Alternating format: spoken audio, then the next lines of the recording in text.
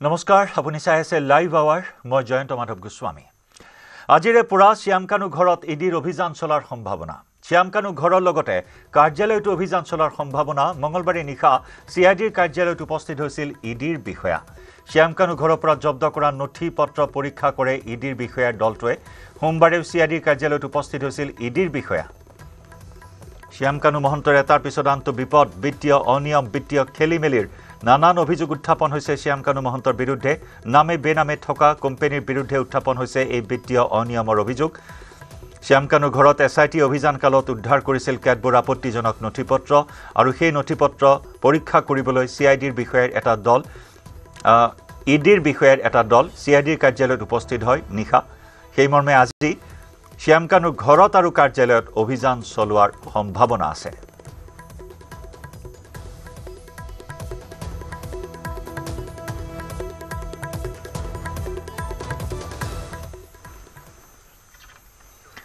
ইফালে আজি পুনৰ সিআইডিত হাজিৰ হ'বলৈ নিৰ্দেশ দিয়া হৈছে ৰূপকমল কলিতাক ৰূপকমল কলিতা সিংগাপুৰৰ অসম এছ'চিয়েশ্যনৰ সদস্য জুবিন গাৰ্গৰ সৈতে ইয়টত থকা ৰূপকমল কলিতাক সোধাপোছা কৰা হয় মঙ্গলবাৰে ৰূপকমল কলিতাক 6 ঘণ্টা ধৰি সোধাপোছা কৰিছিল সিআইডিয়ে জুবিন গাৰ্গৰ মৃত্যুৰ 19 দিনৰ পাছত আৰক্ষীৰ ওচৰত হাজিৰ হৈছিল ৰূপকমল কলিতা আন 4 গৰাকী সিংগাপুৰৰ প্ৰবাসী অসমীয়াৰ সৈতে যোগাযোগত আছে এসআইটি অৱশ্যে তেওঁলোক আহিব নে নাই তেওঁলোকক আনিব নে নাই সকলোখিনি কথা পৰৱৰ্তী সময়ত স্পষ্ট হৈ পৰিব আনহাতে ইয়টত থকা আন 3 গৰাকী প্ৰবাসী অসমীয়াই এতিয়াও এসআইটিৰ লগত যোগাযোগ কৰা নাই আনহাতে এসআইটিয়ে জুবিনৰ মৃত্যুৰ গোচৰত ইজনৰ পিছত সিজনক সোধাপোছা কৰি আছে আজিও সোধাপোছা তথা ভাষ্য গ্ৰহণৰ বাবে তলব কৰিছে কেইবাগৰাকী ব্যক্তিক শেহতীয়াকৈ জুবিন গাৰ্গৰ সৈতে প্ৰত্যক্ষ বা ফোন যোগে যোগাযোগত থকা বিভিন্নজনক এসআইটিয়ে সোধাপোছা কৰি আহিছে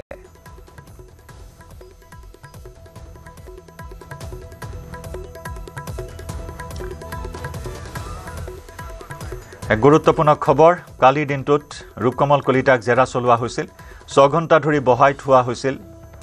সিআইডি কাৰ্যালয়ত আৰু তাৰ সমান্তৰালকৈ এনে গুৰুত্বপূৰ্ণ খবৰ যে সিংগাপুৰৰ আন 4 গৰাকী প্ৰবাসী অসমীয়া যোগাযোগ কৰিছে এসআইটিৰ সৈতে আমি অধিক খবৰ লাভ কৰিবলৈ সংযুক্ত হৈছো সতীৰ্থ সাংবাদিক দীপাংকৰ দাসৰ সৈতে দীপাংকৰ কেইবাটাও ডেভেলপমেণ্ট এই মুহূৰ্তত সন্মুখলৈ আহিছে যে আন 4 গৰাকী প্ৰবাসী অসমীয়াই যোগাযোগ স্থাপন কৰিছে গতিকে সেই বাট কেতিয়া মুকলি হ'ব কেতিয়া আহিব তেওঁলোক কি খবৰ আছে নিশ্চয় জয়ন্ত প্ৰথমে আমি নিউজ 18 অসম নৰ্থ ইষ্টত সেই ব্ৰেকিংটো জনাইছো যে 4 গৰাকীকৈ প্ৰবাসী অসমীয়াই এসআইটিৰে যোগাযোগ কৰিছে এই মুহূৰ্তলৈকে 7 গৰাকী প্ৰবাসী অসমীয়া বৰ্তমানো সিংগাপুৰতে আছে তাৰ ভিতৰত অভিমান্যু তালুকদাৰ তন্ময় ফুকন দেৱজ্যোতি হাজৰিকা আৰু পৰীক্ষিত শৰ্মাই প্ৰত্যক্ষভাৱে তেওঁলোকে বৰ্তমান এসআইটিৰে যোগাযোগ কৰিছে এসআইটিয়ে তেওঁলোকক কি উত্তৰ দিছে সেয়া আমি পৰৱৰ্তী সময়ত জনাবলৈ সক্ষম হ'ম কিন্তু 2 দিনৰ ভিতৰতে হয়তো আন 4 প্ৰবাসী অসমীয়া আহি গুৱাহাটীত হাজিৰ হ'ব মুখ্যমন্ত্ৰীয়ে হয়তো এই বিষয়ক লৈ ইংগিত প্ৰদান কৰিব এসআইটিত আহি তেওঁলোকে কেতিয়া হাজিৰ হয় সেয়াও হয়তো সময়লৈ আমি বাট চাব লাগিব কিন্তু প্ৰথম গৰাকী প্ৰবাসী অসমীয়া যোৱাকালি আমি দেখিছিলোঁ ৰূপকমল কলিতা তেওঁ পৰহি দিনাখনে আহি গুৱাহাটীত উপস্থিত হৈছিল মুখ্যমন্ত্ৰীগৰাকীয়ে জনাইছিল অসমবাসীক আশ্বস্ত কৰিছিল যে এসআইটিত তেওঁ আহিব আহি তেওঁক ধৰা দিব আৰু ঠিক একেই ধৰণৰ আমি দৃশ্য যোৱাকালি দেখিবলৈ সক্ষম হৈছিলোঁ গুৱাহাটীৰ ৰাজধানী মছজিদৰ ওচৰত থকা দেৱদাৰু পথৰ ঘৰৰ পৰাই এস্কৰ্ট লৈ আৰক্ষীয়ে নিৰাপত্তা বেষ্টনীৰ মাজেৰে তেওঁক কনভয়ৰ মাজেৰে লৈ আহি এসআইটিৰ যি সিআইডিৰ কাৰ্যালয় আছে সেই কাৰ্যালয়ত হাজিৰ কৰাইছিলে যোৱাকালি ঠিক 12:10 তেওঁ সিআইডিৰ কাৰ্যালয়ত আহি উপস্থিত হৈছিল আৰু সন্ধিয়া 6 প্ৰায় 6 মান বজাত তেওঁ সিআইডিৰ কাৰ্যালয়ৰ পৰা ঘৰ মোৱা হৈছিলে গতিকে এই সুদীৰ্ঘ 6 ঘণ্টা সময় তেওঁক আমি জেৰা চলোৱা বুলি এক প্ৰকাৰ ক'ব নোৱাৰিম কাৰণ 3 মান বজাতে এসআইটিৰ যিগৰাকী চিফ মুন্না প্ৰসাদ গুপ্তা এডিশনেল যিগৰাকী দায়িত্বত আছে এসএসপি ৰজি কলিতাকে আদি কৰি কেইবাগৰাকীও যি এসআইটিৰ শীৰ্ষ বিষয়া এসআইটিয়ে সিআইডিৰ কাৰ্যালয় তেওঁলোকে ত্যাগ কৰিছিলে গতিকে অনুমান এটা কৰা হয় যে 1 পৰা 1.5 ঘণ্টা সময় ৰূপকমল কলিতাৰ যোৱাকালি ভাষ্য সংগ্ৰহ কৰা হৈছিল আৰম্ভণি আছিল এনেকুৱা সিংগাপুৰত ৱেডাৰ কেনেকুৱা সিংগাপুৰত ভাৰতীয় কি খাদ্য পোৱা যায় কিছু এনে ধৰণৰ কথা বতৰাৰ মাজেৰে ইয়টত সংঘটিত হোৱা ঘটনাৰ ষ্টেটমেণ্ট সংগ্ৰহ কৰিছিলে আজি দ্বিতীয়বাৰৰ বাবে ৰূপকমল কলিতাক CIDত হাজিৰ হোৱাৰ বাবে নিৰ্দেশ দিয়া হৈছিল আৰু আজি হয়তো অনুমান কৰা হৈছে 11 বা 11:30 মান বজাত ৰূপকমল কলিতা আহি CIDৰ কাৰ্যালয়ত হাজিৰ হ'ব আৰু এই মুহূৰ্তত পুৱাৰ সময় যদিও আমি SIT 2 বিষয়াক আমি ভিতৰত প্ৰৱেশ কৰা আমি দেখিবলৈ পাইছো এয়া অঞ্জন ডেকা আছে অঞ্জন ডেকাই দেখুৱাইছে আমি CIDৰ মুখ্য কাৰ্যালয় দেখুৱাইছো আৰু উলুবাৰীত থকা CIDৰ কাৰ্যালয়ত কিন্তু আজিৰ দিনত মই পূৰ্বতকৈ দেখিছো যে ইয়াত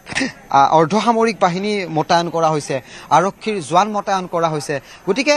আজিৰ ডেভেলপমেণ্টক লৈ কিন্তু তাত বহুখিনি খবৰ থাকিব কাৰণ ইডিৰ প্ৰসংগটো আহিছে পুনৰ ক'ব বিচাৰিছো যে জুবিন গাৰ্গৰ মৃত্যুৰ সন্দৰ্ভত অসমৰ চুকে কোণে অসমৰ ইমূৰ পৰা সিমূৰলৈ সৰ্বমুঠ 52খনকৈ এজাহাৰ দাখিল হৈছিলে আনকি জুবিন গাৰ্গৰ পত্নী গৰিমা শইকীয়া গাৰ্গ জুবিন গাৰ্গৰ খুৰাক জুবিন গাৰ্গৰ ভগ্নীৰ স্বাক্ষৰ সম্বলিত এখন এজাহাৰো আনকি দাখিল কৰা হৈছিলে CIDত গতিকে এই আটাইবোৰ এজাহাৰ মিলাই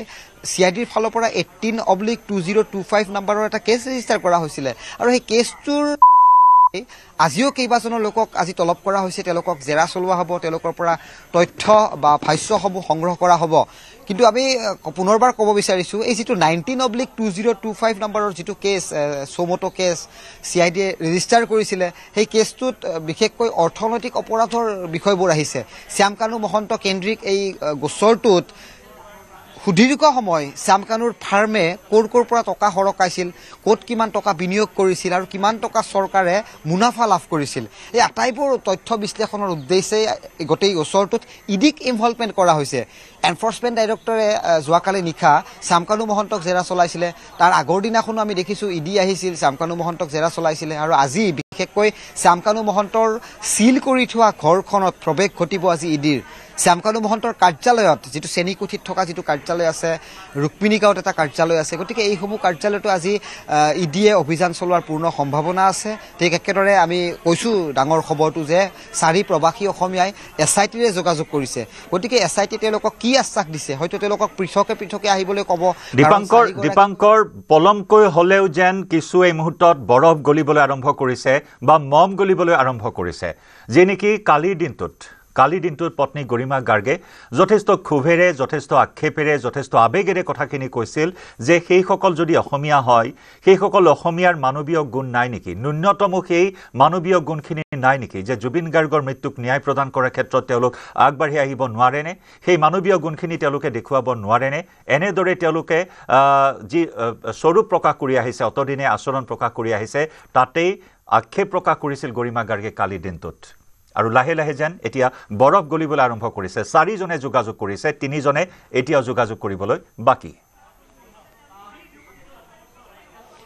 পৰ্যায়ক্ৰমে সেইবোৰ দিশ উন্মোচন হ'ব কাৰণ অতিকৈ স্পৰ্শকাতৰ কাৰণ ইয়তত উপস্থিত থকা লোকসকলৰ ভাষ্য সংগ্ৰহ কৰিবই লাগিব কিন্তু ইয়তত সেইদিনা উপস্থিত থকা জয়শ্ৰী গোস্বামী নামৰ এগৰাকী কিন্তু যুৱতী এই মুহূৰ্তত নিৰুদ্দেশ সন্ধানহীন অৱস্থাত আছে SITও সেইগৰাকী যুৱতীক তলব কৰা নাই তেওঁৰ আমি চেহেৰা এই মুহূৰ্তলৈকে দেখিবলৈ সক্ষম হোৱা নাই গতিকে জয়শ্ৰী গোস্বামীক মূৰত কাৰ আশীৰ্বাদ আছে তাক লৈও বহুতে প্ৰশ্ন কৰিছে জুবিন গাৰ্গৰ পত্নী জুবিন গাৰ্গৰ ভগ্নীয়ে মাজনিশা ফেচবুকত পোষ্ট দিবলগীয়া হৈছে জুবিন গাৰ্গৰ ন্যায় সন্দৰ্ভত যিদৰে অসমবাসীয়ে হাহাকাৰ কৰিছে তেনে মুহূৰ্তত এই সুদীৰ্ঘ 20টা দিন অসমবাসীৰ লগত এই আবেগৰ লগত খেলি থাকিলে এই ছিংগাপুৰৰ প্ৰবাসী অসমীয়াসকলে কিয় তেওঁলোকে গোটেই দূৰত্বটো বজাই ৰাখিছে কিয় তেওঁলোকে মৌন হৈ আছে বহু প্ৰশ্ন কৰিবলৈ বাধ্য হৈছিলে কিন্তু সময় বাগৰাৰ লগে লগে যিখিনি আমি সময়ৰ কথা এইকাৰণে ক'ব বিচাৰিছোঁ যে কাৰণ অতি ক্ষিপ্ৰতৰ হ'ব লাগে বুলি বহুতে দাবী উত্থাপন কৰিছে ফাষ্ট ট্ৰেক আদালতত জুবিন গাৰ্গৰ ন্যায় সন্দৰ্ভত বা শাস্তিৰ বিষয়টোক লৈ উন্মোচন কৰিছে গতিকে তেনে মুহূৰ্তত ছিংগাপুৰৰ প্ৰবাসী অসমীয়াসকলে এই যিটো দূৰত্ব তেওঁলোকে বজাই ৰাখিছে অসমবাসীৰ সৈতে তেওঁলোকে যিটো এইখন লুকাভাকুৰ খেলি আছে তাত কিন্তু কোনো এজন লোক কিন্তু শান্ত হৈ থকা নাই এক প্ৰকাৰ ক্ষুব্ধ হৈ পৰিছে আৰু তেওঁলোক কেতিয়া অসমলৈ আহিব কেতিয়া আমিও ক'ব পাৰিম যে হয় আজি প্ৰবাসী অসমীয়াসকল আহিছে SITয়ে তেওঁলোকৰ ভাষ্য সংগ্ৰহ কৰিছে গতিকে সেই মুহূৰ্তটো কেতিয়া আহি পৰিব তাক লৈ ডাঙৰ প্ৰশ্ন কিন্তু যোৱাকালিৰ কেইবাটাও খুচুৰা খবৰ এই মুহূৰ্তত মোৰ ক'ব বিচাৰিছোঁ যে যোৱাকালি আমি দেখিছিলোঁ শেখৰ গোস্বামীৰ আত্মীয় আহিছিল অমৃতপ্ৰভা মহন্তৰ ককায়েক বয়েক আহিছিলে ঠিক একেদৰে শ্যামকানু মহন্তৰ পত্নী আহিছিল সিদ্ধাৰ্থ শৰ্মাৰ গাড়ী চালক 2023 চনৰ পৰা লগত থকা যিগৰাকী বৰপেটাৰ এগৰাকী গাড়ী চালক মৃদুল আলী তেওঁ আহিছিলে কিন্তু আচৰিত আমি দৃশ্য কেইবাটাও আমি কেমেৰাত বন্দী কৰিবলৈ সক্ষম হৈছিলোঁ শ্যামকানু মহন্তৰ পত্নীয়ে বন্ধ কিতাপৰ মাজত এখন পত্ৰ লৈ আহিছে সেই পত্ৰত সংস্কৃত শ্লোক লিখা আছিলে হয় নিশ্চয় দীপাংকৰ সেই কিতাপৰ মাজত মন্ত্ৰ সম্বলিত কিছু তাত আপুনি কোৱাৰ দৰে আপদ উদ্ধাৰ মন্ত্ৰ লৈ আহিছিল কিতাপৰ মাজত কিন্তু সেই আপদ উদ্ধাৰ মন্ত্ৰই যেন এইবাৰ ৰক্ষা কৰিব নোৱাৰিব শ্যামকানু মহন্তক তালাচী ব্যৱস্থাটোক লৈ বহুতে চেলুট দিছে কাৰণ CIDৰ কাৰ্যালয়ত যিদৰে এটা পানী নহৰকা যিটো নিৰাপত্তা ব্যৱস্থা সেয়া একচুৱেলি মই যদি ক'ব বিচাৰিছোঁ যে কেৱল কেমেৰাৰ সন্মুখতে তেওঁলোক বাধ্য নেকি মোৰ এনেকুৱা এটা অনুমান হয় কাৰণ এই যিটো পইণ্ট দেখুৱাইছোঁ অঞ্জনে দেখুৱাব এই পইণ্টটোতেই যোৱাকালি এটা পাৰফিউম উদ্ধাৰ কৰা হৈছিলে অৰ্থাৎ পাৰফিউমটো কিয় অনা হৈছিল লকাপত বৰ্তমান দুৰ্গন্ধ তেওঁলোকৰ শৰীৰৰ দুৰ্গন্ধ গুচাবলৈ তেওঁলোকে এই ধৰণৰ এটা তেওঁলোকে এখন নাটক ৰচনা কৰিছে শ্যামকানু মহন্ত একেদৰে সিদ্ধাৰ্থ শৰ্মা তেওঁলোকে লকাপৰ ভিতৰত সুগন্ধি তেওঁলোকৰ বাতাবৰণ প্ৰচাৰ কৰাৰ বাবে তেওঁলোকে পাৰফিউমৰ নিচিনা সামগ্ৰী তেওঁলোকে বিচাৰিছে গতিকে তাতকৈ লজ্জাজনক বিষয় কি হ'ব যি সময়ত অসমবাসীয়ে জুবিন গাৰ্গৰ ন্যায় সন্দৰ্ভত হাহাকাৰ কৰিছে শ্যামকানু মহন্তৰ পত্নী যেতিয়া ওলাই গৈছে এটা মিচিকিয়া হাঁহি এটা মাৰি ওলাই গৈছে সেই হাঁহিৰ মাজত কি ধৰণৰ কথাবাৰ্তা লুকাই আছে সেয়াও আমি এক প্ৰকাৰ অজ্ঞাত হৈ ৰৈ ল'লোঁ আমি প্ৰশ্ন সুধি উঠি আমিও অবাক হৈ ৰৈ গ'লোঁ সেইগৰাকী পত্নীৰ সন্মুখত যে কিয় হাঁহি গ'ল সেই হাঁহিৰ আঁৰত কি ধৰণৰ কথা লুকাই আছে বহু ধৰণৰ প্ৰশ্নই কিন্তু এই মুহূৰ্তত এক প্ৰকাৰ উদ্বেগ ঘটাইছে কিন্তু তাৰ মাজত সেই প্ৰৱাসী অসমীয়াসকলে যিদৰে দূৰত্ব বজাই ৰাখিছে সেই দূৰত্বক লৈ কিন্তু বহুতেই বহু ধৰণৰ কিন্তু প্ৰশ্ন কৰিবলৈ বাধ্য হৈছে এছআইটি তেওঁলোকক কেতিয়া তলব কৰিব যদি যোগাযোগ হৈছে তেওঁলোকক ক্ষিপ্ৰতাৰে মতাই আনক আনি তেওঁলোকে এই ষ্টেটমেণ্টসমূহ ৰেকৰ্ড কৰক অসমৰ পৰা এটা আৰক্ষীৰ দল ছিংগাপুৰলৈ যোৱা কথা আছিলে ভাৰত চৰকাৰে অনুমতি প্ৰদান কৰিছিলে কিন্তু তেনে মুহূৰ্তৰ পিছতো কিন্তু কিয় অসম আৰক্ষীয়ে এই মুহূৰ্তলৈকে ছিংগাপুৰলৈ ৰাওনা হোৱা নাই এই ধৰণৰ প্ৰশ্নও কিন্তু আমি কৰিবলৈ বাধ্য হৈছোঁ জয়শ্ৰী গোস্বামী নামৰ সেইগৰাকী যুৱতী কিয় এই মুহূৰ্তত নিৰুদ্দেশ হ'ল কিয় এগৰাকী যুৱতীক তদন্তৰ আওতালৈ অনা হোৱা নাই অমৃতপ্ৰভা মহন্তক ভিডিঅ' কাট কৰি ভাইৰেল কৰাৰ অপৰাধত গ্ৰেপ্তাৰ কৰা হ'ল তাৰ পিছত অতি ৰহস্যজনকভাৱে কিন্তু সেইগৰাকী অমৃতপ্ৰভা মহন্তক দুদিন ধৰি কিন্তু এছআইটিয়ে জেৰা চলোৱা নাই তাৰ অন্তৰালত কি কথা লুকাই আছে বহু ধৰণৰ কথা বাৰ্তা এই মুহূৰ্তত ওলাইছে গতিকে পৰৱৰ্তী সময়ত বিশেষকৈ আজিৰ দিনটোত বহুসংখ্যক লোক এছআইটিৰ ওচৰত হাজিৰ হ'ব তেওঁলোকক জেৰা চলাব তেওঁলোকৰ পৰা কি নতুন কথা ওলাব পাৰি বা কি ধৰণৰ কথাই নতুন দিশ উন্মোচন কৰে গোটেইবোৰ দিশত আমি নজৰ ৰাখিম প্ৰৱাসী অসমীয়া যিগৰাকী প্ৰথমগৰাকী ব্যক্তি যোৱাকালি আহিছিল ৰূপকমল কলিতা তেওঁ আজিও আহিব কিমান সময় ব্যৱধানত তেওঁক জেৰা চলোৱা হয় কি কথা কি প্ৰশ্নবান তেওঁক কৰা হয় কি উত্তৰ তেওঁ দিয়ে গোটেইবোৰ তথ্য আমি জনাম তাৰ মাজত ইডিৰ অভিযান চলিব গতিকে বহুখিনি ডেভেলপমেণ্ট থাকিব জয়ন্ত পৰৱৰ্তী সময়ত আমি দৰ্শকসকলক জনাই যাম কিন্তু মনে প্ৰাণে এই মুহূৰ্তত অসমবাসী ৰাইজে যি দাবী উত্থাপন কৰি আহিছে যে অতি শীঘ্ৰে ন্যায় লাগে গৰিমা গাৰ্গে কৈছে ফাষ্ট ট্ৰেক আদালতৰ জৰিয়তে বিচাৰ সম্পন্ন হওক কাৰণ অতি সোনকালে সেই সত্যটো উদ্ঘাটন হ'ব লাগে কি হৈছিল প্ৰাণৰ শিল্পীগৰাকীৰ সৈতে সেই সময়ছোৱাত সেই অভিশপ্ত সময়ছোৱাৰ যিসমূহ ভিডিঅ' মুকলি হৈছিল তাত যে চূড়ান্ত অৱহেলা হৈছিল সেই বিষয়টোৱে সকলোকে এতিয়াও সন্দিহান কৰি ৰাখিছে সকলোকে বিভ্ৰান্ত কৰি ৰাখিছে সেই ধুঁৱলি কুঁৱলী ছবিখন যাতে অতি শীঘ্ৰে আঁতৰি যায় শুদ্ধ ছবিখন সন্মুখলৈ আহে তাৰ বাবে অপেক্ষা কৰি আছে আৰু যাৰ বাবে নেকি ভগ্নী আৰু পত্নীয়েও ৰাইজৰ সহযোগ বিচাৰিছে সমগ্ৰ প্ৰক্ৰিয়াটোত তাৰ সমান্তৰালকৈ কালিৰ দিনটোত মুখ্যমন্ত্ৰীগৰাকীয়ে কৈছে যে সঠিক দিশত তদন্ত আগবাঢ়ি গৈছে তদন্ত এনেকুৱাভাৱে আগবাঢ়িছে যে জুবিন গাৰ্গৰ অনুৰাগীৰ 10% এতিয়া মুখ্যমন্ত্ৰীৰ অনুৰাগীত পৰিণত হৈছে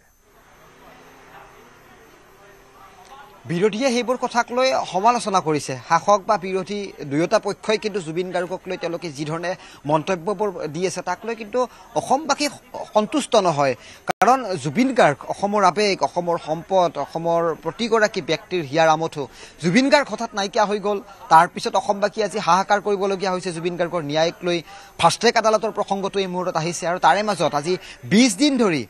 মৃত্যুৰ ঘটনাৰ তদন্ত চলাই আছে অসম আৰক্ষীয়ে ছিংগাপুৰৰ প্ৰৱাসী অসমীয়াসকলে আজিও এই মুহূৰ্তলৈকে দূৰত্ব বজাই ৰাখিছে কিন্তু গতিকে আমি পুনৰবাৰ ক'ব বিচাৰিছোঁ যে এই মুহূৰ্তত মই জয়ন্ত কৈছোঁ গৰিমা শইকীয়া গাৰ্গে ফেচবুক পোষ্ট দিছে কৈছে 20 দিন মই সঁচাই আছো নে জীয়াই গৰিমা শইকীয়া গাৰ্গে এয়া ফেচবুক পোষ্ট দিছে জয়ন্ত 3 মিনিটছ এগো এয়া গৰিমা শইকীয়া গাৰ্গে এটা ফেচবুক পোষ্ট দিছে 20 দিন মই জীয়াই আছো নে জীয়াই মই সঁচাই জীয়াই আছো নে প্ৰশ্ন কৰিছে শেষত এটা প্ৰশ্নবোধক চিন তেওঁ ইয়াত উল্লেখ কৰিছে আৰু এয়া হৈছে গৰিমা শইকীয়া গাৰ্গ এটা ফেচবুক পোষ্ট দিছে পুনৰবাৰ মাজনিশা নহয় এবাৰ পুৱাৰ ভাগত 9:10 এই ফেচবুক পোষ্টটো এই মুহূৰ্তত জুবিন গাৰ্গে দিছে কিছু সময় পূৰ্বে আপুনি কৈছিল যে জুবিন গাৰ্গৰ পত্নীয়ে ফেচবুকত পোষ্ট দিবলগীয়া হৈছে গতিকে এয়া দ্বিতীয়টো ফেচবুক পোষ্ট দুদিনৰ ব্যৱধানত এয়া দ্বিতীয়টো ফেচবুক পোষ্ট জুবিন গাৰ্গৰ পত্নীয়ে দিছে পোনে আমি দেখুৱাইছোঁ ইয়াত একাংশ লোকে কমেণ্টছ কৰিছে জুবিন গাৰ্গৰ ন্যায় সন্দৰ্ভত #জাষ্টিছ ফৰ জুবিন এই ধৰণৰ কমেণ্টছ দিছে বহু সংখ্যক লোকে শ্বেয়াৰ কৰিছে এই পোষ্টটো গতিকে এই পোষ্টটো খুবেই গুৰুত্বপূৰ্ণ দিশ হিচাপে বিবেচনা হ'ব আজিৰ দিনত কাৰণ পুৱাৰ ভাগতেই গৰিমা শইকীয়া গাৰ্গে এইবাৰ কেমেৰাত নহয় তেওঁ ছ'চিয়েল মিডিয়াত এইবাৰ স্বামী অৰ্থাৎ অসমৰ সম্পদগৰাকীৰ ন্যায়ক লৈ তেওঁ প্ৰশ্ন কৰিছে গতিকে এটা প্ৰশ্নবোধক পোষ্ট এই মুহূৰ্তত আমি দৰ্শকসকলক পোনে পোনে এই লাইভ সম্প্ৰচাৰৰ জৰিয়তে আমি দেখুৱাবলৈ সক্ষম হৈছোঁ গতিকে আজিৰ দিনটোত SITয়ে কি ধৰণৰ তেওঁলোকে তদন্তৰ প্ৰক্ৰিয়াৰ কোনটো দিশেৰে আগবঢ়াই নিয়ে কি ধৰণে মন্তব্য দিয়ে বা কোন লোক জেৰাৰ সন্মুখীন হয় বহুখিনি খবৰ থাকিব কিন্তু তাৰে মাজতে কিন্তু চৰ্চাত থাকিব এই গৰিমা শইকীয়া গাৰ্গৰ পোষ্টটো মই জীয়াই আছোনে সঁচাকৈ বুলি এটা প্ৰশ্নবোধক তেওঁ চিন এটা সন্নিৱিষ্ট কৰিছে গতিকে গৰিমা শইকীয়া গাৰ্গে এই ফেচবুক পোষ্টটোক লৈ যিদৰে তেওঁৰ মনৰ কথা প্ৰকাশ কৰিছে তাক লৈ অসম আৰক্ষী অসমৰ শাসক পক্ষ বিৰোধী অসমৰ প্ৰতিজন জনতাই কিন্তু পুনৰবাৰ আজি জুবিন গাৰ্গৰ পক্ষত যে থিয় দিব জুবিন গাৰ্গৰ ন্যায়ৰ স্বাৰ্থত মাত মাতিব ইয়াতে অনুমান কৰিব পাৰি জয়ন্ত নিশ্চয় দীপাংকৰ আমি ধন্যবাদ জ্ঞাপন কৰিছোঁ আপুনি কোৱাৰ দৰে গৰিমা গাৰ্গৰ ফেচবুক পোষ্ট মাত্ৰ কেইটামান মুহূৰ্তৰ পূৰ্বে এই ফেচবুক পোষ্ট য'ত তেওঁ উল্লেখ কৰিছে 20 দিন মই সঁচাই আছোনে জীয়াই গৰিমা শইকীয়া গাৰ্গৰ পুনৰ এটা আবেগ ভৰা ফেচবুক পোষ্টত গৰিমা গাৰ্গে লিখিছে যে 20 দিন মই সঁচাই আছোনে জীয়াই নিজকে প্ৰশ্ন কৰিছে গৰিমা গাৰ্গে যেটো প্ৰশ্ন আজি প্ৰতিগৰাকী অসমীয়াৰ মনলৈ আহিছে যে আজি 20 দিন অসমবাসী ৰাইজে কেনেদৰে আছে 20 দিন সম্পূৰ্ণ এটা বেদনাসিক্ত মন লৈ অসমবাসী ৰাইজে সময় পাৰ কৰিছে আৰু তাতে পত্নী গৰিমা গাৰ্গৰ মনস্তাত্ত্বিক দিশটো কেনেকুৱা হ'ব পাৰে সেই কথাখিনিয়ে তেওঁ গভীৰ আক্ষেপ গভীৰ আবেগেৰে প্ৰকাশ কৰি গৈছে ছ'চিয়েল মিডিয়াত এয়া পুনৰ আন এটা ফেচবুক পোষ্ট গৰিমা গাৰ্গৰ 20 দিন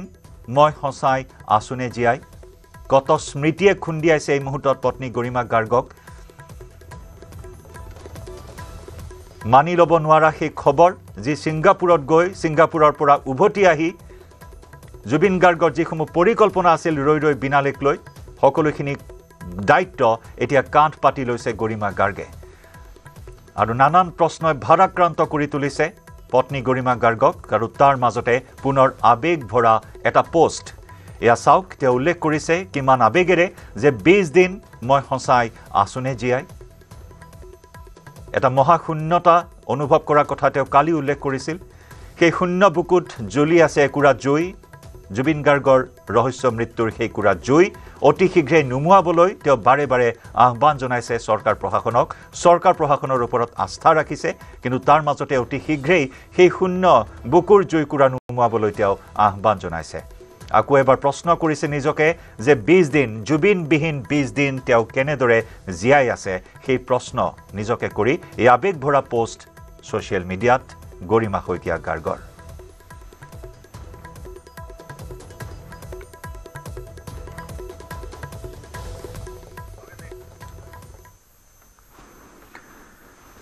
অসম নাগালেণ্ড সীমান্তৰ সন্ধিয়াৰ বিয়পিত অঘটন অসম আৰক্ষীৰ বিয়পিৰ পৰা হেৰাইছে এটা AK-47 ৰাইফল ঘটনাৰ পাছতে আঁতৰাই দিয়া হৈছে বিয়পিত কৰ্মৰত আৰক্ষীক একাদশ অসম আৰক্ষীৰ বেটেলিয়নৰ দায়িত্বত আছিল বিয়পিটো হেৰুৱা ৰাইফলটোৰ সন্ধানত আৰক্ষী আৰম্ভ কৰিছে তদন্ত এক চাঞ্চল্যকৰ খবৰ জনাইছো ব্ৰেকিং নিউজ অসম নাগালেণ্ড সীমান্তৰ সন্ধিয়াৰ বিয়পিত অঘটন বৰ্ডাৰ আউটপোষ্টৰ পৰা অসম আৰক্ষীৰ AK-47 ৰাইফলৰ গুলি হেৰাইছে ঘটনাৰ পাছতে আঁতৰাই দিয়া হৈছে বিয়পিত কৰ্মৰত আৰক্ষীক একাদশ অসম আৰক্ষীৰ বেটেলিয়নৰ দায়িত্বত আছিল এই বিয়পিটো হেৰুৱা ৰাইফলটোৰ সন্ধানত আৰক্ষী আৰম্ভ কৰিছে তদন্ত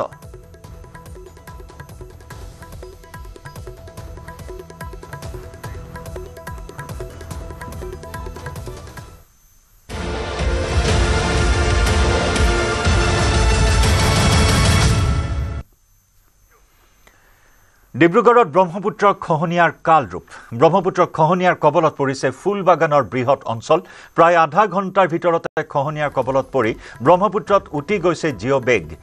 পুৰণি আৰক্ষী অধীক্ষকৰ কাৰ্যালয়ৰ সমীপৰ মথাউৰিৰ আন্তপাৰৰ চাপৰিত ব্ৰহ্মপুত্ৰৰ ভয়ংকৰ খহনীয়া অব্যাহত খহনীয়া প্ৰতিৰোধৰ চেষ্টা দিনে নিশাই অব্যাহত ৰাখিছে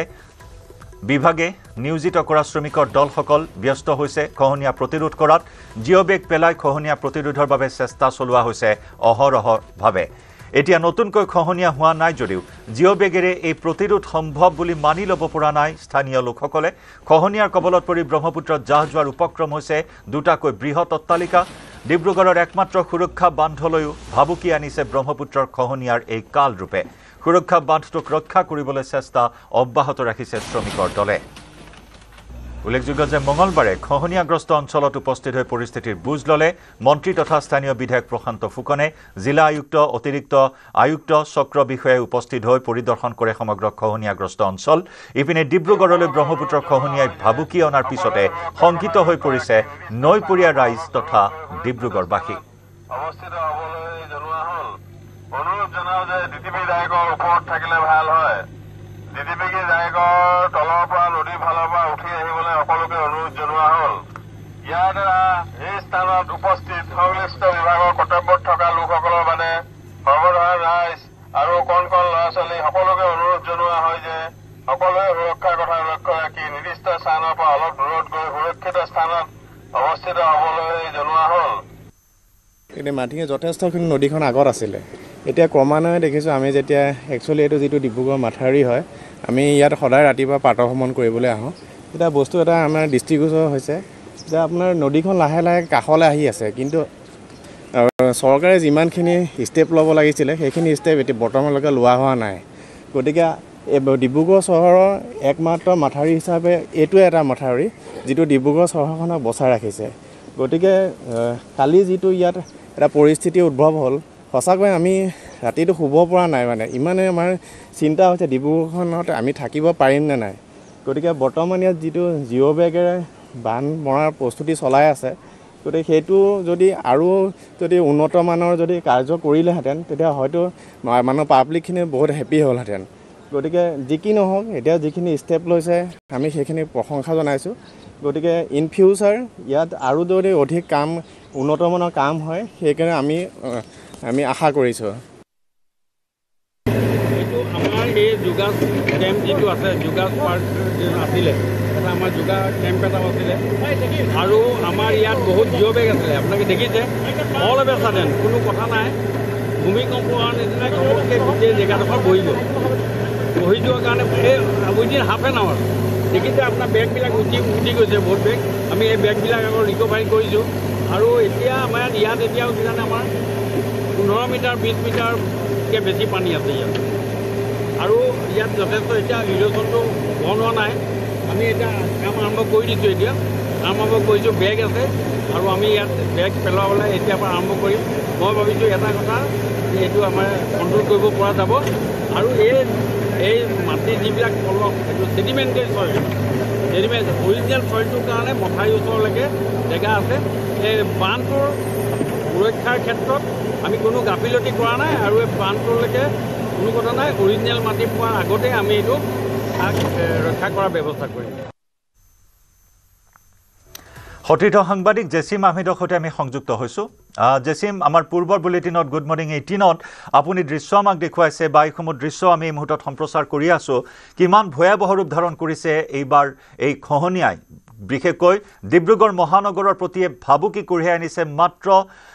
কেইমিটাৰমান দূৰত আছে এতিয়া এই মথাউৰি বা সুৰক্ষা বান্ধ এই খহনীয়াগ্ৰস্ত অঞ্চলৰ পৰা। গতিকে যি ধৰণৰ এটা প্ৰতিৰোধৰ ব্যৱস্থা কৰা হৈছে সেয়া কিন্তু অতি পুতৌজনক। কিমান দূৰ সফল হ'ব এই ভয়ংকৰ খহনীয়া প্ৰতিৰোধ কৰাৰ ক্ষেত্ৰত? চাওক জয়ন্ত, এটা চৰকাৰীভাৱে এটা কাৰ্য চলি আছিলে, ইয়াত এটা প্ৰকল্প চলি আছিলে যে ব্ৰহ্মপুত্ৰ গৰাখহনীয়া যিটো প্ৰতিৰোধৰ ব্যৱস্থা, সেই ব্যৱস্থাটো কিন্তু চলি আছিলে মাইজানৰ পৰা ভঙাআলি পৰ্যন্ত বা মোহনাঘাটৰ অঞ্চলৰ পৰ্যন্ত। কিন্তু সেই চলি থকাৰ মাজতে কালি হঠাৎ এইদৰে খহনীয়া ইয়াৰ আগতে মাইজানত খহাইছিলে আৰু ব্ৰহ্মপুত্ৰ নদীখনে খুটি সলাই আহি আছে কিছুদিনৰ পৰা, কিছু বছৰৰ পৰা। আৰু সেই খুটি সলোৱা যিটো বিজ্ঞানসন্মত দৃষ্টিভংগী, সেই দৃষ্টিভংগীত আচলতে এক্সপাৰ্ট চলিউশ্যন লাগিব, সেইটো ইণ্টাৰনেশ্যনেল এক্সপাৰ্ট চলিউশ্যন লাগিব বুলি বহুজনে ক'ব খুজিছে। এক্সপাৰ্ট চলিউশ্যনটো এনেধৰণৰ হ'ব নালাগে, প্ৰতিৰোধ ব্যৱস্থা জিঅ' বেগ বা ইত্যাদি যিখিনি সীমিত আচলতে ব্যৱস্থা সেয়া হ'ব নালাগে, এয়া এক্সপাণ্ড হ'ব লাগে, ডাঙৰ হ'ব লাগে প্ৰকল্প, বহুজনে ক'ব খুজিছে। একে সময়তে জয়ন্ত, মই এটা দৃশ্য, মই পিছফালে মোৰ এয়া যি খহনীয়াগ্ৰস্ত অংশটো, সেই অংশটো মই দেখুৱাই আছোঁ। এয়া JCB লাগি আছে, ডাম্পাৰে বালি পেলাই আছে, জিঅ' বেগেৰে পেলাই থকা হৈছে, সেইসমূহ দৃশ্য দেখুৱাইছোঁ। লগতে জয়ন্ত, মই নিউজ 18ৰ দৰ্শকসকলক এটা দৃশ্য এইখিনি সময়ত ইয়াৰ পৰা দেখুৱাম। এইখন নাম ফলক Honorable Chief Minister of Assam Shri Sarbananda Sonowal in presence of Honorable Minister Water Resource Shri Keshav Mahanta inaugurated the preliminary survey work of Brahmaputra Express Highway on this date 24th of January 2017 at Dibrugarh. এইটো যে আপুনি দেখিছে এয়া আছিলে সেই সময়ত তেতিয়াৰ মুখ্যমন্ত্ৰী সৰ্বানন্দ বিজেপি চৰকাৰৰ মুখ্যমন্ত্ৰী সৰ্বানন্দ সোণোৱাল তেতিয়া মুখ্যমন্ত্ৰী আছিলে আৰু এই অঞ্চলটোৰ পৰাই ব্ৰহ্মপুত্ৰৰ পাৰে পাৰে এক্সপ্ৰেছ হাইৱে গঢ়ি তোলাৰ প্ৰিলিমিনাৰী যিটো ছাৰ্ভে ৱৰ্ক প্ৰাৰম্ভিক যিটো ছাৰ্ভে আছিলে সেই ছাৰ্ভেটো ইয়াৰ পৰা এক আধাৰশিলা যোগেৰে ইয়াত এক বিশাল অনুষ্ঠান আয়োজন কৰি এই অঞ্চল এই ঠাইডোখৰতে বিশাল অনুষ্ঠানৰ আয়োজন কৰি তেওঁলোকে এক্সপ্ৰেছ হাইৱে নিৰ্মাণৰ যি আধাৰশিলা আৰু কাম আছিলে সেই আধাৰশিলা নিৰ্মাণৰ বাবে যি ছাৰ্ভে ৱৰ্ক আছিলে ছাৰ্ভে ৱৰ্ক আৰম্ভ কৰাৰ কথা আছিলে কিন্তু সেই ছাৰ্ভে ৱৰ্ক কি হ'ল বা তাৰ প্ৰজেক্ট ৰিপৰ্ট কি আহিলে বা বাকী আনুষাংগিক কথাখিনি কি হ'ল সেই কথা অসমৰ ৰাইজে খুব অস্পষ্ট হৈ অসমৰ ৰাইজৰ মাজত খুব অস্পষ্ট হৈ থাকি গ'ল আৰু ইয়াৰ পৰাই এইখিনি অঞ্চলতে আজি অবাধভাৱে খহনীয়া আৰম্ভ হৈছে আৰু খহনীয়া আৰম্ভ মানে প্ৰতিৰোধ কৰিব নোৱাৰা অৱস্থাৰে খহনীয়া আৰম্ভ হৈছিলে কালি ইয়াত এখন জৰ্গেছ পাৰ্ক বুলি কয় ইয়াত এখন স্থানীয়ভাৱে প্ৰাতঃ ভ্ৰমণ আৰু য়োগাৰ এটা চেণ্টাৰ আছিলে যিখন ৱাল মাজত দেখা গৈছে ব্ৰহ্মপুত্ৰৰ মাজতে এখন ৱাল দেখা গৈছে ইয়াতে আচলতে এটা য়োগা চেণ্টাৰ আছিলে যিটো পলকতে প্ৰায় 15 মিনিটৰ ভিতৰতে কালি বিয়লি ভাগত বিধ্বস্ত হৈ পানীৰ তলত সোমাই যায় এতিয়াও সেই প্ৰতিৰোধৰ ব্যৱস্থা কৰিছে জিঅ' বেগ লগাইছে জিঅ' বেগত ৰাইজ সন্তুষ্ট নহয় ইয়াত ৰাইজে হুগলী ইত্যাদি নদীৰ দৰে যি আচলতে প্ৰতিৰোধ ব্যৱস্থা আছে বোল্ডাৰৰ ডাঙৰ বৃহৎ স্পাৰতকৈ আদি কৰি বিভিন্ন প্ৰতিৰোধ ব্যৱস্থা আছে আন্তঃৰাষ্ট্ৰীয় পৰ্যায়ৰ আচলতে বিশেষজ্ঞৰ দ্বাৰা এনে প্ৰকল্প কৰাৰ কথা বহু ৰাইজে এতিয়া পোষকতা কৰিছে যিহেতু নিজৰ চহৰখন নিজৰ ঠাইডোখৰ পানীত বুৰ গ'লে ব্ৰহ্মপুত্ৰৰ বুকুত বুৰ গ'লে আৰু উদ্ধাৰ কৰিবলৈ কোনো নাই বুলি আচলতে ৰাইজে নিজে ভাবি পাইছে আৰু সেইবাবে আচলতে এইদৰে এই যে প্ৰতিৰোধ ব্যৱস্থা হৈছে দেখিছে ৰাইজে নিজেই দেখি আছে জিঅ' বেগ উটি গৈছে বা ইত্যাদি ব্যৱস্থাসমূহ আচলতে ফলপ্ৰসূৰ ক্ষেত্ৰত যথেষ্ট কাৰ্যক্ষম হোৱা নাই বুলি বহুতে ক'ব খুজিছে একে সময়তে জয়ন্ত এয়া ডিব্ৰুগড়ৰ যি গৰাখহনীয়া অঞ্চল আৰু তাৰ মাজতে মই যদি এনেকৈ উঠি যাওঁ ওপৰলৈ উঠি যাওঁ এয়া আপুনি দেখিব এইটো মাথাউৰি এতিয়া মই মাথাউৰিৰ ওপৰত উঠিলোঁ আৰু এই মাথাউৰিৰ পৰা এইখিনি অঞ্চলে এয়া আৰম্ভ হ'ল এইটো মাথাউৰি এইটো সুৰক্ষা বান্ধ এয়া ব্ৰহ্মপুত্ৰৰ খহনীয়া আৰু খহনীয়াৰ পৰা এইখন ডিব্ৰুগড় চহৰ এয়া চাওক এইখন ডিব্ৰুগড় চহৰ এই যে দেখি আছে এই অট্টালিকা এই সদৃশ অট্টালিকা এয়া হৈছে ডিব্ৰুগড় ন্যায়িক আদালত ইয়াৰ পৰাই ডিব্ৰুগড় মহানগৰ আৰম্ভ এখন গোটেই পাৰে পাৰে মহানগৰ আৰু জয়ন্ত এইখিনি ব্যৱস্থা এই অৱস্থাত এই এনেধৰণৰ এটা অৱস্থাত আৰু এষাৰ কথা মই ক'ব খুজিম এই যে দেখিছে বিশাল ব্ৰহ্মপুত্ৰ এই এখন জেচিবি এখন আছে আগত কেইজনমান ৱৰ্কাৰে কাম কৰি আছে তাৰ পৰা প্ৰায় আধা কিলোমিটাৰ দূৰত্বলৈকে কিছু বছৰ পূৰ্বে চৰকাৰে যি নমামি ব্ৰহ্মপুত্ৰ পাতিছিলে সেই ব্ৰহ্মপুত্ৰ তাত পাতিছিলে আজি কেইটামান বছৰ সৰ্বানন্দ সোণোৱাল বোধহয় মুখ্যমন্ত্ৰী আছিলে সেই সময়তে কিন্তু নমামি ব্ৰহ্মপুত্ৰ তাত পতা হৈছিলে এই নমামি ব্ৰহ্মপুত্ৰ পতাৰ সেই অঞ্চল এতিয়া নাই কিন্তু এতিয়া সেই আধা কিলোমিটাৰৰ পৰা 1 কিলোমিটাৰ কিন্তু ব্ৰহ্মপুত্ৰৰ বুকুত জাহ গ'ল ইয়াত বাঁহ পাৰি দিয়া হৈছিলে আমি তালৈকে গৈছিলোঁ আমি তাৰ পৰা বাতৰি সংগ্ৰহ কৰিছিলোঁ নমামি ব্ৰহ্মপুত্ৰৰ বিশাল আয়োজন আছিলে এই অঞ্চলতেই হৈছিলে কিন্তু এই অঞ্চলত এতিয়া সেই পৰিৱেশ নাই আৰু তাৰ মানে কি হ'ল ক্ৰমান্বয়ে নৈখনে খহাই আহি আছে আহি আজি এই মথাউৰি কাষৰ 20-10 ফুট আছে বাকী এইখিনি অঞ্চল পাইছে আপুনি কল্পনা কৰিলে বা দৰ্শকে কল্পনা কৰিলে ভাবিব পাৰিব যে কিমান পৰ্যায়ত আচলতে ব্ৰহ্মপুত্ৰই এই ডিব্ৰুগড়ৰ দিশে বা মহানগৰখনৰ দিশে আগ্ৰহৰ হৈ আহি আছে আৰু তাৰ ক্ষেত্ৰত প্ৰতিৰোধ ব্যৱস্থা কিমান ফলপ্ৰসূ বা কিমান কাৰ্যক্ষম হৈছে সেয়া আপুনি এই দৃশ্যসমূহ দেখিলে মই স্পষ্টকৈ দেখুৱাইছোঁ এক্সপ্ৰেছ হাইৱেৰ বাবে ইয়াত জৰীপ কাৰ্য চলোৱা হৈছিলে এক্সপ্ৰেছ হাইৱেৰ যি ছাৰ্ভেৰ জৰীপ কাৰ্য চলোৱা হৈছিলে তাৰ লগতে ইয়াত নমামি ব্ৰহ্মপুত্ৰও পতা হৈছিলে এনেধৰণৰ কাৰ্যসূচী ইয়াত সমাপন হৈছিলে আৰু ইয়াত জলসম্পদ বিভাগৰ বিভিন্ন প্ৰকল্পও চলি আছে বান গৰাখহনীয়া প্ৰতিৰোধৰ বাবে কিন্তু তাৰ মাজতে এই ব্যৱস্থা দেখা গৈছে এই অৱস্থা দেখা গৈছে বৰ্তমান সময়ত প্ৰবলভাৱে বিস্তৃতভাৱে গৰাখহনীয়া খহাই লৈ গৈ আছে আপুনি সেই পাৰটো সেই অঞ্চলটো এখন জেচিবি লাগি আছে এখন জেচিবি লাগি থকা এই ঠাইডোখৰ চাওক আৰু এইটো মথাউৰি চাওক এইকণেই মাত্ৰ বাকী আছে এইখিনি দৃশ্য নিউজ 18ৰ দৰ্শকসকলক দেখুৱাইছোঁ বিবেচনা সকলোৱে কৰিব পাৰে আজিকালি গুগল আছে সকলোৱে গুগলত চাৰ্চ কৰিলে সকলো ডিটেইলছ পায় ইমান কঠিনো নহয় এনেবোৰ দৃশ্য আচলতে চাই বা বিজ্ঞানসন্মত ইয়াত যুক্তি যদি আপোনালোকে ফঁহিয়াই চাই বা দৰ্শকসকলে ফঁহিয়াই চাই ওলাই পৰিব প্ৰকল্পক লৈ বহুজন লোক আচলতে সুখী নহয় জিঅ' বেগে প্ৰতিৰোধ কৰিব নোৱাৰে বুলি বহুতে ক'ব খুজিছে হয়তো আজি এইবাৰ ৰোধ হৈ যাব কিন্তু আগন্তুক সময়ত হয়তো আকৌ এনেধৰণৰ খহানিয়াৰ কবলত পৰিব যাৰ ভাবুকি ইতিমধ্যে ইমান ভয়াৱহভাৱে আহিছে আৰু পৰৱৰ্তী পৰ্যায়ত কেনে পৰ্যায় পাব সেয়া ৰাইজে দৰ্শকে নিজে আচলতে উপলব্ধি কৰিছে আৰু ইয়াত থকা ডিব্ৰুগড়বাসীয়ে আচলতে মৰ্মে আচলতে উপলব্ধি কৰিছে জয়ন্ত ধন্যবাদ জেচিম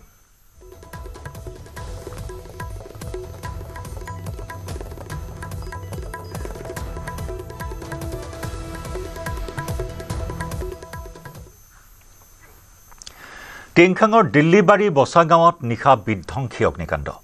চৰিত্ৰ গগৈ নামৰ লোকজনৰ ঘৰত লাগিল জুই বাসগৃহটো সম্পূৰ্ণৰূপে চাৰখাৰ হয় এই বিধ্বংসী অগ্নিকাণ্ডত ঘৰটোত থকা সকলো সা সম্পত্তি জুইত বিনষ্ট সৌভাগ্যক্ৰমে ঘটনাটোত হতাহত নহল কোনো লোক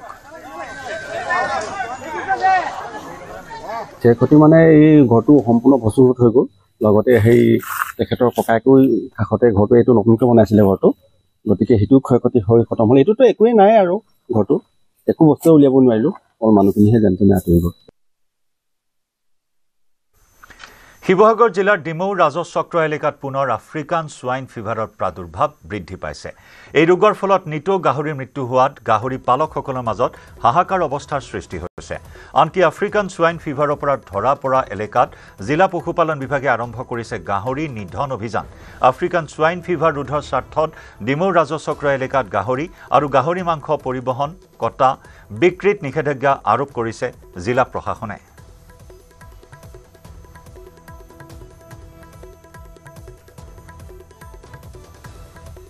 শিৱসাগৰ জিলাৰ একাধিক স্থানত পুনৰ আফ্ৰিকান সোৱাইন ফিভাৰৰ প্ৰাদুৰ্ভাৱ পৰিলক্ষিত হৈছে যাৰ বাবে শিৱসাগৰ জিলাৰ ডিমৌ ৰাজচক্ৰৰ অন্তৰ্গত এলেকাত গাহৰি মাংস কটা বিক্ৰী সৰবৰাহ আদিৰ ক্ষেত্ৰত যোৱা 23 ছেপ্টেম্বৰতে নিষেধাজ্ঞা আৰোপ কৰিছিলে আৰু সেই নিষেধাজ্ঞা বৰ্তমানেও জাৰি ৰাখিছে আৰু কোন স্থানত আফ্ৰিকান সোৱাইন ফিভাৰৰ প্ৰাদুৰ্ভাৱ পৰিলক্ষিত হৈছে বা কি ধৰণে ক্ষতিগ্ৰস্ত হৈছে এই সন্দৰ্ভত সম্পূৰ্ণ তথ্য মই জানিব বিচাৰিম মোৰ কাষত বৰ্তমান আছে শিৱসাগৰ জিলা পশুপালন বিষয়া আছে মই তেওঁৰ পৰা জানিব বিচাৰিম বৰ্তমান ক'ত সোৱাইন ফিভাৰৰ প্ৰাদুৰ্ভাৱ দেখা গৈছে আফ্ৰিকান সোৱাইন ফিভাৰৰ প্ৰাদুৰ্ভাৱ শিৱসাগৰ জিলাতো দেখা পোৱা হৈছে বিশেষকৈ আমি প্ৰথমতে কুৱৈটিং ৰাজ্যিক পশু চিকিৎসালয়ৰ অধীনৰ চুতীয়া কাটনি বুলি এখন গাঁৱৰ এজন পালকৰ গাহৰিৰ নমুনা পৰীক্ষা কৰি তাত আফ্ৰিকান সোৱাইন ফিভাৰ পজিটিভ পাওঁ আৰু আজি 3 দিনৰ আগতে ডিমৌ ৰাজচক্ৰৰে পালেঙিৰ অন্তৰ্গত এজন ফাৰ্মাৰৰ ফাৰ্মতো এই ৰোগৰ পজিটিভ পোৱা গৈছে ইতিমধ্যে জিলা প্ৰশাসনৰ সহযোগত আমি উক্ত অঞ্চলত গাহৰি মাংস বা গাহৰি সৰবৰাহ সম্পূৰ্ণ বন্ধ ৰাখি তাত নিষেধাজ্ঞা কৰিছোঁ আৰু আমি পালকসকলৰ প্ৰত্যেক জিলাখনত প্ৰত্যেকজন পালকৰ আমি বিষয়ে মানে পশু চিকিৎসালয়ৰ জৰিয়তে এটা সজাগতা সৃষ্টিৰ প্ৰয়াস কৰা হৈছে আৰু তেওঁলোকে পশুপালকসকলৰ লগত ডাইৰেক্ট সংযোগ স্থাপন কৰি যাতে এই ৰোগ কেনেকৈ আমি নিৰ্মূল কৰিব পাৰোঁ বিশেষকৈ এই ৰোগৰ যিহেতু কোনো ভেকচিন নাই গতিকে বায়'চিকিউৰিটি মেইনটেইন কৰাৰ বাহিৰে আমাৰ হাতত কোনো উপায় নাই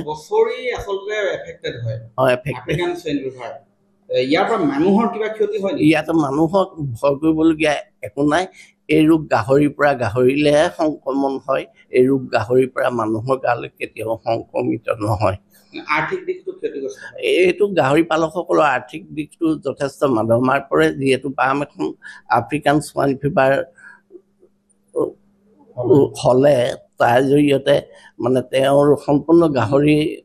নাইকিয়া হৈ যায় মৃত্যুমুখত পৰে মৰিগাঁৱৰ হাবি বৰঙাবাৰীত বনৰীয়া হাতীৰ আক্ৰমণত মৃত্যু এগৰাকী মহিলাৰ বনৰীয়া হাতীৰ আক্ৰমণত মৃত্যু বৰিগাঁৱৰ স্বৰ্ণালী দেৱী নামৰ মহিলাগৰাকীৰ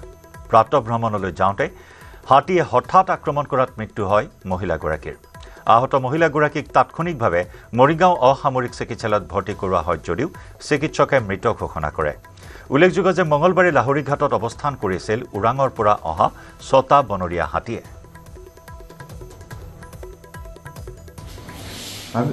ৰাতিপুৱা মৰ্ণিং ৱাক কৰিব আহিছিল বহুত আহোঁতে ক'ব ওলালেহি ঠিক নাই ৪ লিটাৰৰ পৰা হয় হস্পিটেলৰ বেক চাইডে আমাৰ ঘৰ মানুহ যথেষ্ট অনিষ্ট কৰিছে এফালে গৈ অন্যবিলাক মানুহ এক্সিডেণ্ট হোৱা নাই কিন্তু মানুহ দৌৰা ভাগৰা ইটো সিটো কৰি বক মানে ডাইৰেক্ট সোঁদালে মাৰি দিছে মানুহগৰাকীৰ নাম কি স্বৰ্ণালী দেৱী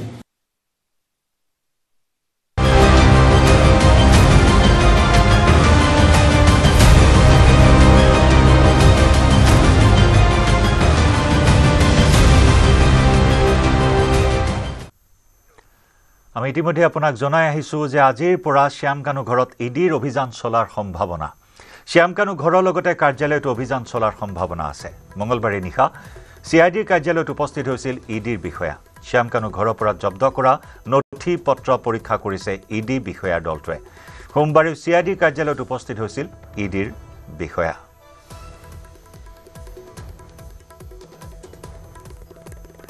শ্যামকানুৰ গীতানগৰৰ কাৰ্বি পথত থকা সেই প্ৰাসাদ উপমত্তালিকা সেই অট্টালিকাত ইতিমধ্যে কাৰ্যালয়ৰ তলা ভাঙি এছআইটিয়ে কেইবাবাৰো অভিযান চলাই কেতবোৰ আপত্তিজনক নথিপত্ৰ উদ্ধাৰ কৰিছিল শ্যামকানু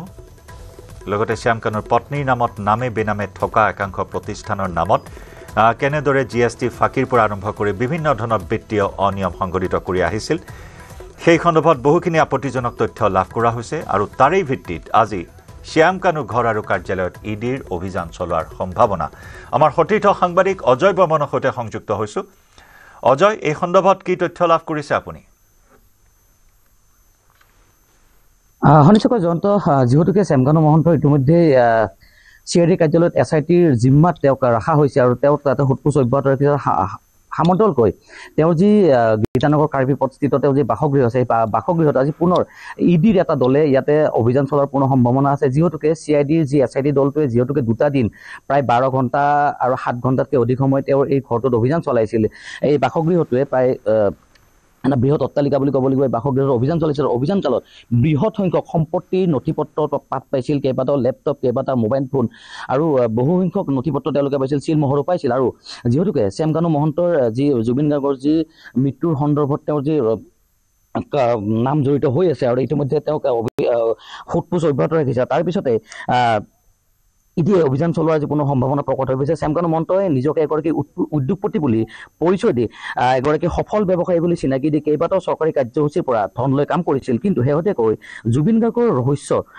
ঘন মৃত্যুৰ সৈতে নাম সাঙুৰ খোৱাৰ পিছত ৰাইজৰ প্ৰবল দাবীত তেওঁৰ চৰকাৰৰ পৰা যে বিভিন্ন সময়ত বিভিন্ন ধন সংগ্ৰহ কৰিছিল বিভিন্ন আঁচনি লৈছিল আঁচনি লৈ কিনে তেওঁ কাম কৰা বুলি কৈছিল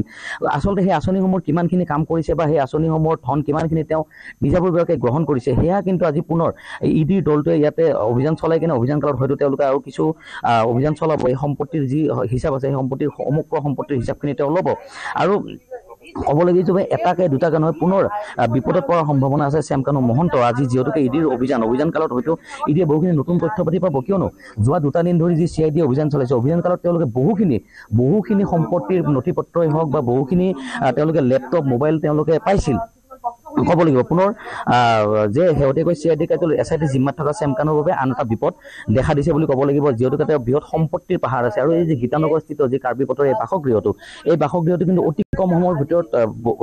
বনোৱা বুলি প্ৰায় 1.5 বছৰৰ ভিতৰত তেওঁ এই প্ৰসাদোপম অট্টালিকাটো বনোৱা বুলি ইতিমধ্যে স্থানীয় ৰাইজে আমাক জনাইছে গতিকে এইটোৱে তেওঁৰ সম্পত্তি আৰু অন্য সম্পত্তিসমূহতো তেওঁৰ যিসমূহ স্থানত তেওঁৰ বাসগৃহ আছে বা অন্য সম্পত্তিসমূহ আছে সেইসমূহ সম্পত্তিতে ইডিয়ে অভিযান চলোৱাৰ পূৰ্ণ সম্ভাৱনা আছে জয়ন্ত অজয় ঘৰটো বা কাৰ্যালয়টো সিল কৰি থোৱা হৈছিল গতিকে সেই প্ৰসংগত কিবা তথ্য আৰু জানিব পৰা হৈছে শুনিছোঁ জয়ন্ত যিহেতুকে CIDৰ দলটোৱে দুটাকৈ মই ইতিমধ্যে জনাইছোঁ যে 2টা দিন ইয়াতে অভিযান চলাইছিল প্ৰথম দিনটোত তেওঁলোকৰ যি প্ৰসাদম অট্টালিকাটো সেই অট্টালিকাটোৰ তলৰ ভাগত এটা কাৰ্যালয়ত তলা খোলা আছিল তলা খোলা কাৰ্যালয়টোত তেওঁলোকে প্ৰৱেশ কৰিছিল বহুখিনি নথিপত্ৰ তথ্যপাতি তেওঁলোকে চিলমোহৰ তেওঁলোকে সংগ্ৰহ কৰিছিল আৰু পিছৰ দিনত ন্যায়াধীশৰ দণ্ডাধীশৰ উপস্থিতিত তেওঁলোকে তলা ভাঙি অইনকেইটা ঘৰৰ যে বাকীকেইটা কোঠালি আছে বাকীকেইটা কোঠালিত প্ৰৱেশ কৰিছিল আৰু বহুখিনি তথ্যপাতি তেওঁলোকে পাইছিল আৰু তেওঁলোকে এখন আৰক্ষী ইতিমধ্যে গীতানৰ আৰক্ষীয়ে তলাটো নিজৰ জিম্মাত লৈছিল হয়তো কিছু চৰকাৰী প্ৰচিডিউৰ পিছত তেওঁলোকে হয়তো ঘৰটো প্ৰৱেশ কৰিছে কিন্তু আটাইকেইটা ঘৰত প্ৰৱেশ কৰিছে নে কৰা নাই সেয়াও কিন্তু এই মুহূৰ্তলৈকে জনা হোৱা নাই আৰু যিহেতুকে যিটো সময়ত পত্নী বৰ্তমান এই ঘৰটোতে আছে পৰিয়ালৰ লোক বাকীসকল এই ঘৰটোতে আছে বৰ্তমান হয় নিশ্চয়কৈ জয়ন্ত যিহেতুকে পূৰ্বৰ সময়ত যি সময়ত CID ইয়াতে অভিযান চলিছিল সেই সময়ত এই ঘৰটোত কিন্তু তেওঁলোকৰ কোনো লোক নাছিল দুটা মাত্ৰ তেওঁলোকৰ চিকিউৰিটি আছিল আৰু ইয়াতে যি তেওঁলোকে ৰখীয়া হৈ আছিল তেওঁলোক দুটাই আছিল কিন্তু এই সময়ত তেওঁলোকৰ পত্নী বা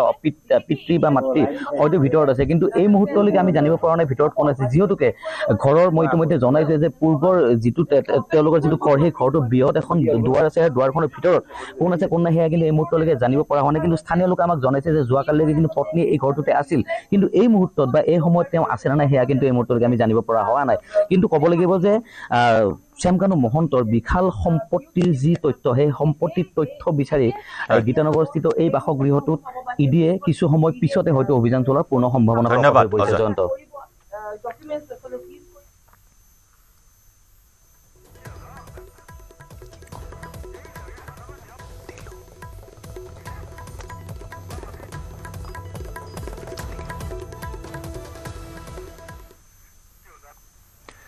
তিতাবৰৰ সামগ্ৰীত বিদ্যুৎস্পৃষ্ট হৈ বন্য হস্তীৰ মৃত্যু ধলি বাগানত বিদ্যুৎস্পৃষ্ট হৈ মৃত্যু ঘটে হাতীটোৰ খাদ্য সন্ধানত অঞ্চলটোত হাতী জাকৰ বিচৰণ জাকৰ মাজত থকা এটা হাতীত বিদ্যুৎস্পৃষ্ট হৈ মৃত্যু হাতীৰ জাকটো গিবন অভয়াৰণ্যলৈ খেদি পঠিওৱাত ব্যৰ্থ হৈছিল বন বিভাগ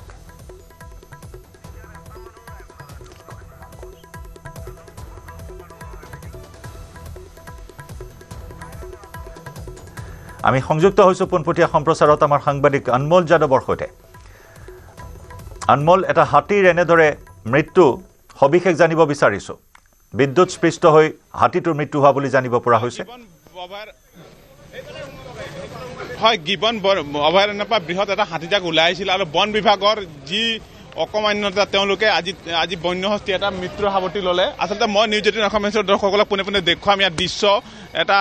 কৰুণ বন্যহস্তীয়ে খাবতি ল'বলগীয়া আৰু উত্তপ্ত হৈ আছে ইয়াৰ পৰিস্থিতি ইয়াৰ দল সংগঠন আছে বিষয়ববীয়াসকল আছে তেওঁলোকৰ লগত যাম আৰু স্থানীয় ৰাইজ আছে তেওঁলোকৰ লগত যাম পোনে পোনে আচলতে এটা কৰুণ বন্যহস্তীৰ মৃত্যু হ'ল কি ক'ব হয় এই বন্যহস্তীক আজিয়ে বুলি নহয় প্ৰায়ভাগে হৈ থাকে প্ৰায়ভাগে এই অঞ্চলত কেইবাটাও বন্যহস্তী মৃত্যুবৰণ কৰিছে কেইবা লোক মানুহো ইয়াত মৃত্যুবৰণ হ'বলগীয়া হৈছে হাতী মানুহৰ সংঘাতৰ ক্ষেত্ৰত কিন্তু আমি দেখা পোৱা গৈছে যে বন বিভাগৰ এই ক্ষেত্ৰত কোনো পদক্ষেপ নাই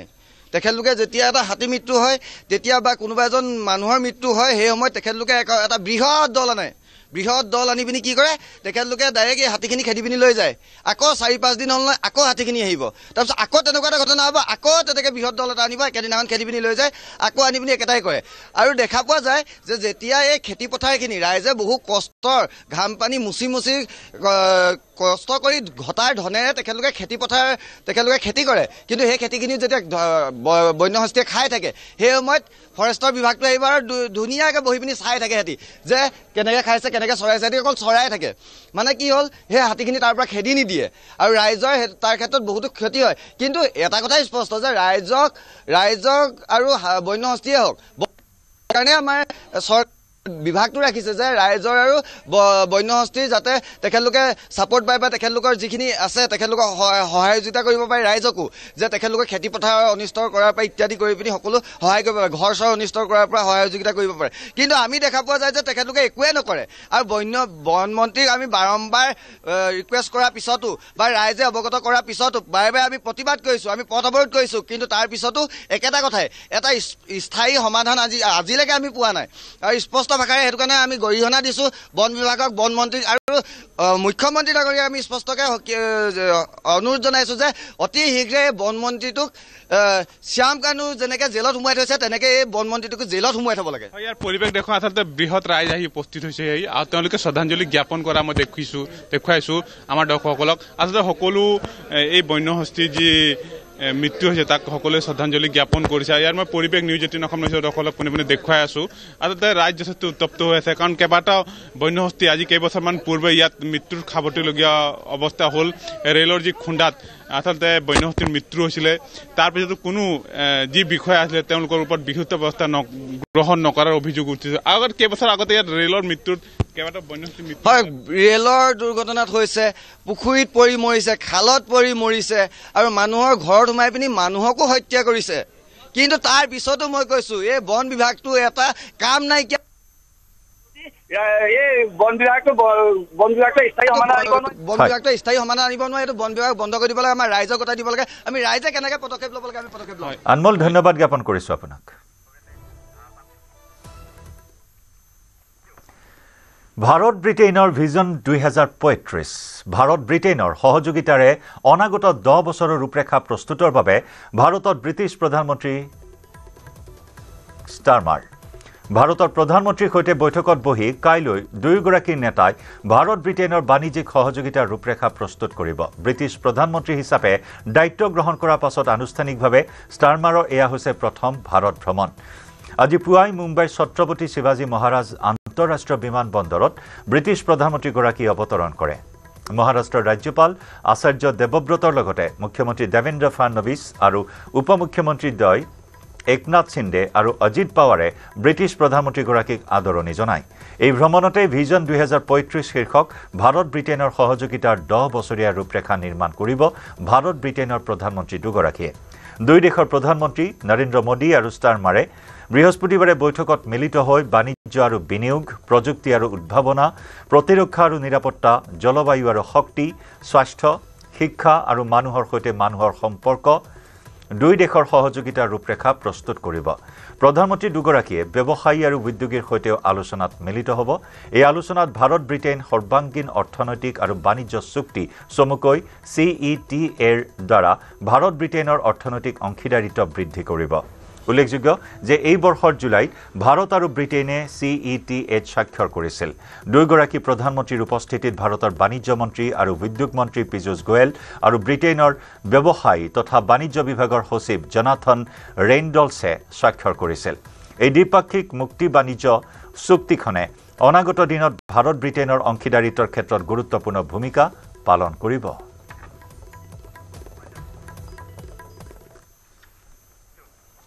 ইয়াৰ সৈতে সময় হ'ল লাইভ আৱাৰৰ পৰা বিদায় লোৱাৰ নমস্কাৰ